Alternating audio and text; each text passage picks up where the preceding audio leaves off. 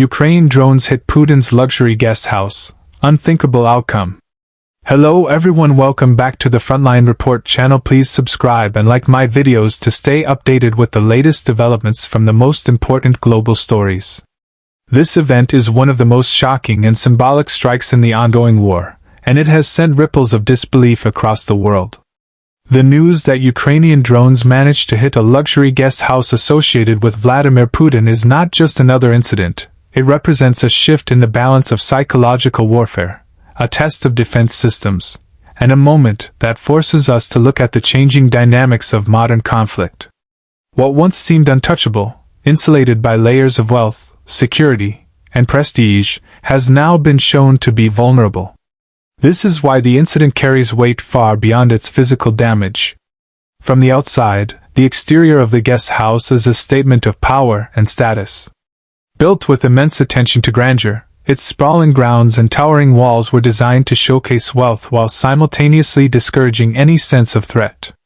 Surrounded by carefully trimmed gardens, imported stone facades, and luxury details visible even from aerial images, the property was more than just a place of rest. It was a symbol of political dominance. The architecture combined old-world Russian style with ultra-modern security integration, creating the illusion of both tradition and impenetrability.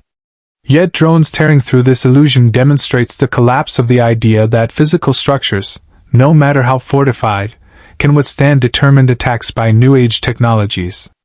The exterior may still stand, but its meaning has already been rewritten by this event. Inside the property, the interior is a striking contrast to the harsh realities of the battlefield. Accounts suggest that it was decorated with gold leaf ceilings, marble staircases, hand-woven carpets, and priceless artworks collected over years.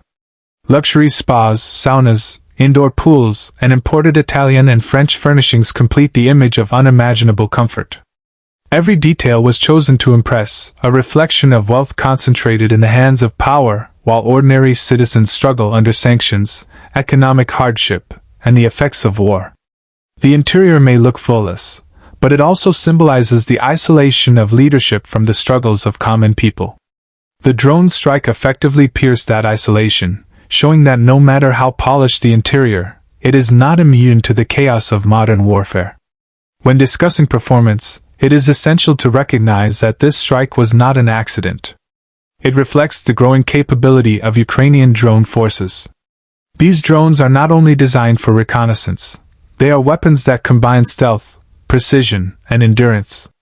Their performance highlights how asymmetric tactics can level the playing field against a more heavily armed adversary. The strike illustrates the increasing sophistication of Ukraine's strategy, proving that distance and fortifications no longer guarantee safety. On the other side, the performance of Russian defenses is now under heavy criticism.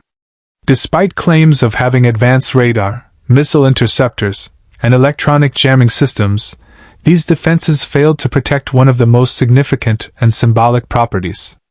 The failure in performance is not just military, it is political, undermining the carefully maintained image of control and invincibility. Safety has long been considered a central pillar of such estates, with security measures rivaling those of presidential residences worldwide. The guest house was believed to have extensive surveillance systems, jamming devices to neutralize drones, underground bunkers, and constant protection by elite guards. However, the successful strike exposes serious flaws. Safety in the modern era cannot rely solely on walls, fences, or traditional systems. Drones have changed the definition of security, making it clear that expensive defensive infrastructures are not always effective. The implication is chilling. If a luxury guest house connected to one of the most powerful men in the world can be hit, what does this mean for the safety of other critical facilities, command centers, or even ordinary cities? The perception of safety has been shaken to its core. The unique selling points of this incident are not just found in the direct impact, but in the symbolism it generates. Ukraine has shown that it can strike at places previously considered sacred and beyond reach. This delivers a morale boost to Ukrainian citizens and armed forces while simultaneously instilling fear and doubt in the Russian side. It tells the world that distance, prestige, and wealth cannot guarantee immunity. The narrative now shifts toward a broader understanding of modern warfare where psychology is just as powerful as physical attacks. The selling point here is clear. This is not just about property damage, it is about exposing weakness at the highest level and changing the conversation about who holds the initiative. The price of this event must be considered on multiple fronts. Financially, the cost of repairing or rebuilding a property of this magnitude is astronomical, with estimates ranging in the tens of millions.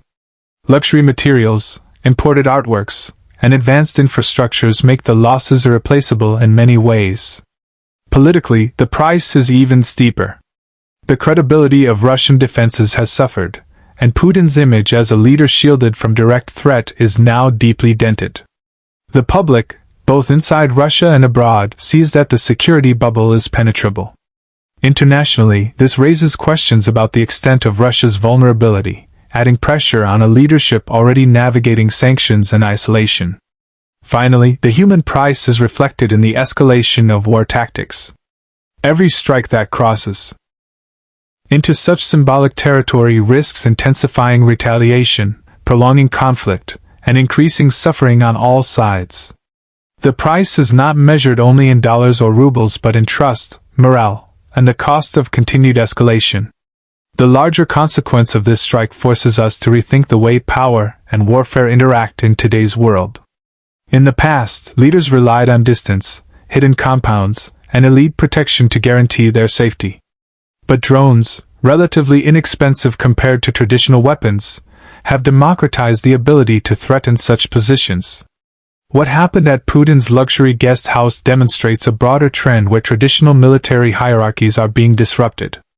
It also reflects the reality that wars are no longer fought only on open battlefields. They are fought in symbolic arenas where every hit carries a story meant to inspire or intimidate. As Ukraine continues to adapt and deploy innovative technologies, Russia faces mounting pressure to prove that its defenses are not crumbling under unexpected challenges.